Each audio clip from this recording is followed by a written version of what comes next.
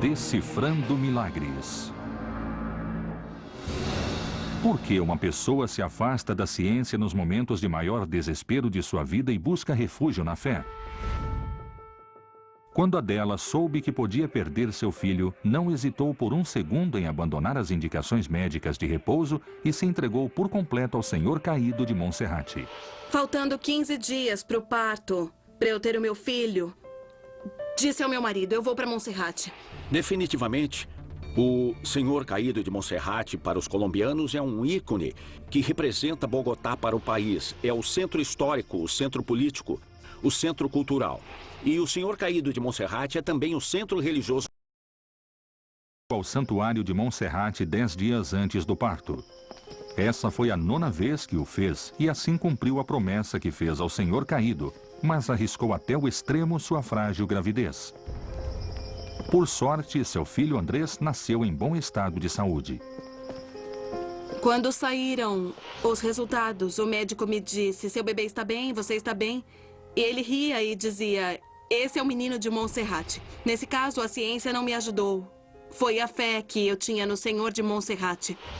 A devoção que o Senhor Caído gera leva alguns de seus fiéis a abandonarem tratamentos médicos, confiando que a penitência os ajudará na recuperação. Isso pode gerar graves transtornos e levar, inclusive, à morte. E o problema é que deixam seus tratamentos convencionais e também científicos e ficam com a fé e se sentem muito bem assim. Isso pode fazer com que sintam que estão melhorando quando o problema continua lá.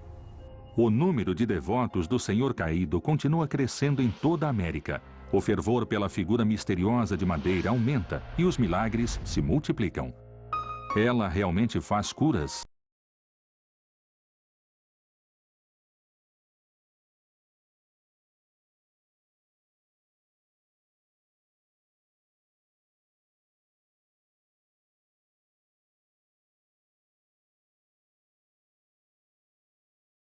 Os devotos realizam vários atos para venerá-la e agradecê-la por milagres de cura. Todo ano a gente vem com a minha mãe. Faz mais de 20 anos que ela sofreu uma pancreatite. O milagre foi feito e ela está viva até hoje. Todo mundo está obrigado a acreditar. Não, só os católicos. Não.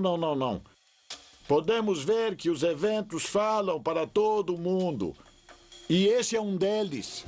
Faz 12 anos que comecei a ter dores nos quadris, dores nas pernas, e me disseram que em um ano eu estaria em cadeira de rodas. Eu pedi à Santíssima Hóstia que ela visse minha situação e não me deixasse acabar assim. E aqui estou eu, depois de 12 anos, assim, de pé. Milhares de fiéis vão à igreja para presenciar o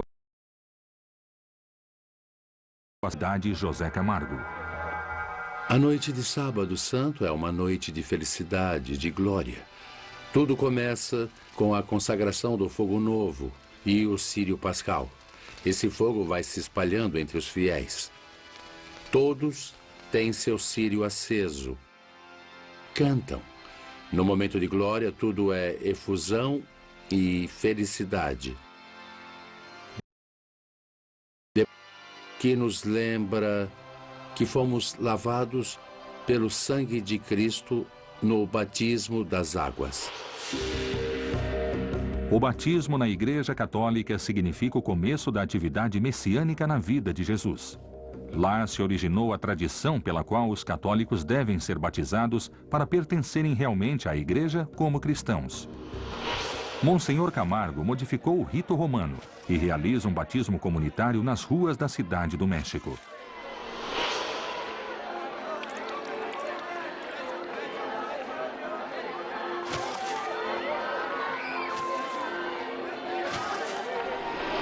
Muito bom. Mesmo fazendo frio, eu não estou sentindo nada. Muito bom. Me sinto muito tranquila, muito feliz e contente de estar com Deus tão próximo. Me sinto muito bem.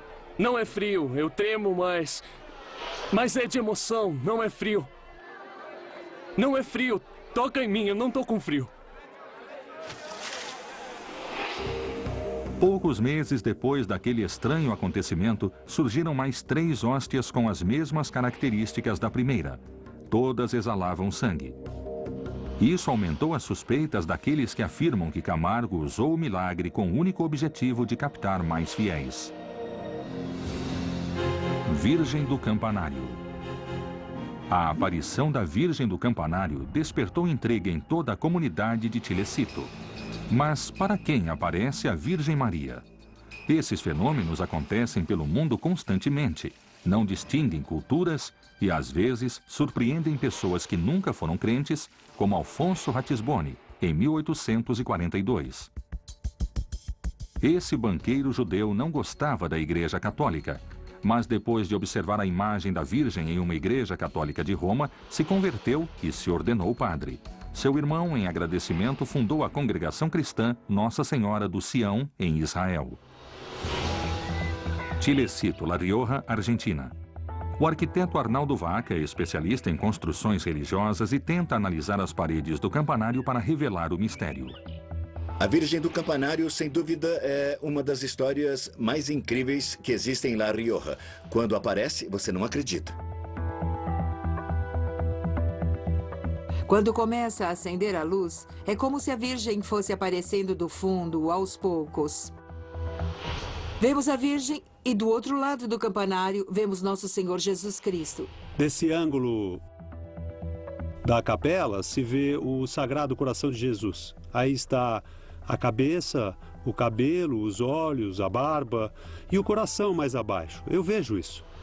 Nesse caso, por exemplo, nós vemos a presença da Virgem do Campanário. A torre está iluminada por dentro e a imagem aparece bem nítida. Neste outro caso, nós temos a torre sem iluminação, às escuras, e se nota a silhueta da Virgem claramente. O campanário da paróquia de Santo Domingo tem uma altura de 9 metros e possui 4 janelas. Através da janela da frente, os fiéis observam todas as noites a aparição da Virgem Maria. Aqueles que buscam uma explicação científica sustentam que a figura é gerada por um efeito luminoso iniciado em um farol localizado 13 metros à esquerda da paróquia. A altura desse farol é de 4 metros e seu facho de luz chegaria a iluminar parcialmente a parede lateral do campanário. Bem, a nossa tarefa agora é, usando um teodolito que nós trouxemos, medir uma série de pontos para ver se essa construção que analisamos hoje, pelas características que tem, pode ter alguma incidência física ou técnica na aparição da Virgem do Campanário. A estranha figura observada no campanário de Tilecito seria mesmo uma aparição mariana? Decifrando milagres. Decifrando milagres. Praça e Capela de Santo Domingo, Virgem do Campanário, Tilecito, La Rioja, Argentina. O arquiteto Arnaldo Vaca foi autorizado pelo Episcopado de La Rioja a analisar a estrutura do campanário. Ele vai tentar dar uma explicação física para a aparição da Virgem Maria durante as noites de Tilecito. Verificamos que há uma alvenaria de blocos de concreto sem reboco, com algumas fraturas, incompleta. Isso produz certa irregularidade e relevo que poderia gerar uma silhueta. Nós temos também uma iluminação artificial composta por 2 tubos fluorescentes forrados com celofane azul. Eu descartaria completamente algum efeito luminoso como produtor desse tipo de imagem. O Vaticano vai dizer tudo isso. Se ele vier investigar a sério, testes. Para que um milagre, uma beatificação ou uma canonização sejam autorizados, devem ser analisados pela Congregação pela Causa dos Santos. A entidade romana responde diretamente ao Papa e será aquela que investigará em um futuro próximo a estranha aparição no campanário de Tilecito. Guido Mazzotta é um dos 34 integrantes que determinará se ocorre ou não um milagre. Um milagre é longo trabalho de instrução. Se interrogam todas as pessoas envolvidas, mas também os técnicos, os médicos. Os teólogos intervêm para verificarem se há uma relação com uma invocação dirigida ao servo de Deus. Os fiéis depositam com cada reza, com cada olhar para o campanário, imensa fé nessa estranha figura, e sua gratidão por ela ter aparecido no vilarejo de Tilecito. Se nós já não cremos mais no que vemos, é porque não cremos mais em nada. O mundo está se esquecendo de Deus, de quem nos criou. E só nos resta o caminho da fé, da esperança e, bem, estamos convencidos de que isso para nós é um milagre. Mesmo que a aparição da Virgem do Campanário possa ser gerada por um efeito luminoso, o que muita gente se pergunta é por que ela aparece e não se forma uma outra figura. Muitos testes técnicos serão feitos no futuro. Talvez nenhum possa elucidar esse mistério. O Vaticano terá a última palavra. A hóstia sangrante. As dúvidas sobre a veracidade do milagre da hóstia sangrante se mantêm 34 anos depois de ocorrido o fenômeno. Seus fiéis a veneram e agradecem por curas impressionantes. Toda a minha família é devota da hóstia sangrante. No momento em que a vimos, acreditamos que era um milagre. E o mais importante dos milagres foi quando ela curou meu filho.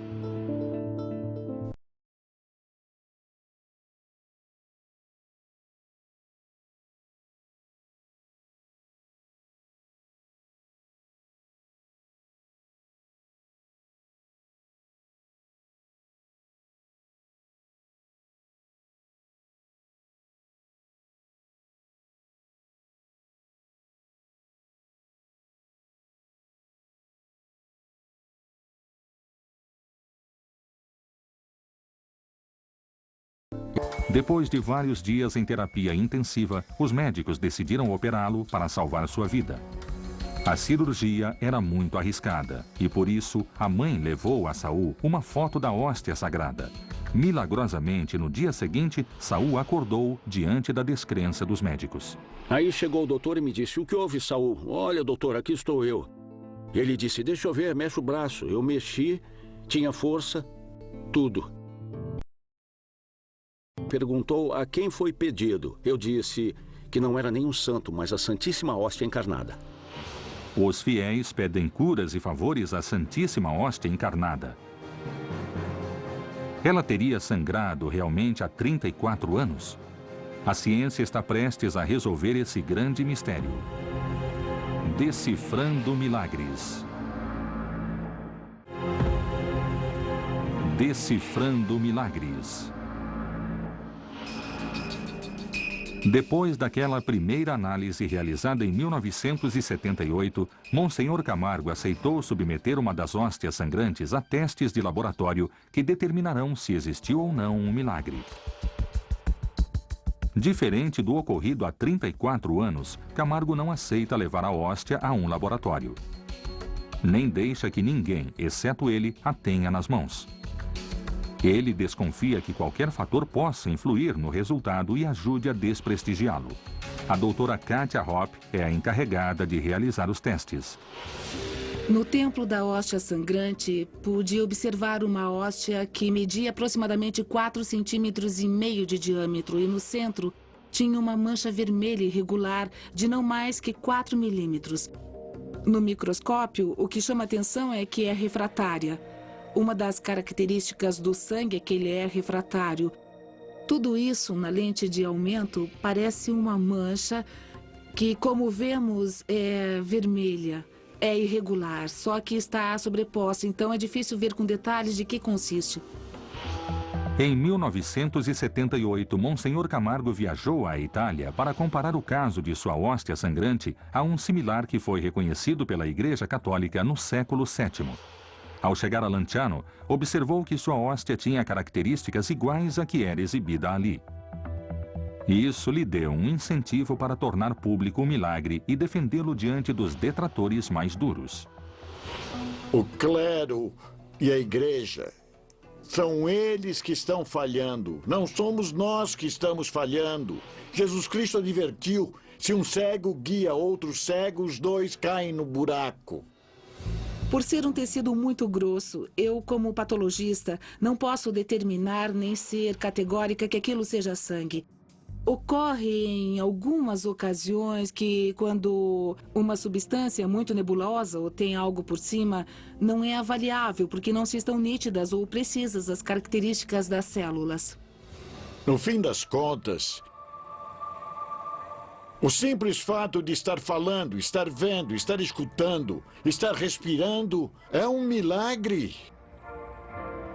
O homem vive de milagres. A comunidade da hóstia sangrante alcança sua demonstração máxima de fé na procissão do silêncio.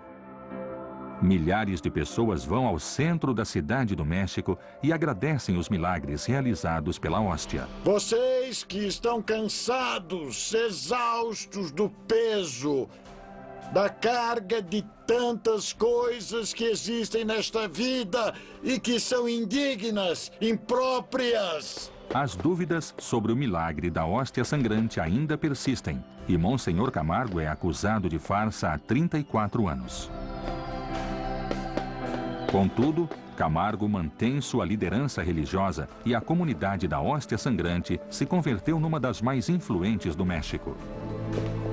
Seria pela manipulação dos fiéis ou por um verdadeiro milagre?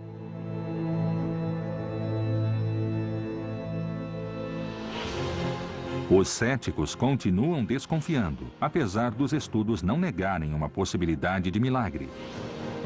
Além das dúvidas sobre a veracidade dos milagres, o que realmente permanece são as curas, os feitos impressionantes, os fenômenos inexplicáveis e sobrenaturais multiplicando na América Latina. Teriam eles uma origem divina? Seria uma questão totalmente científica? As respostas a essas perguntas continuam não sendo definitivas, mas a busca pela verdade continua.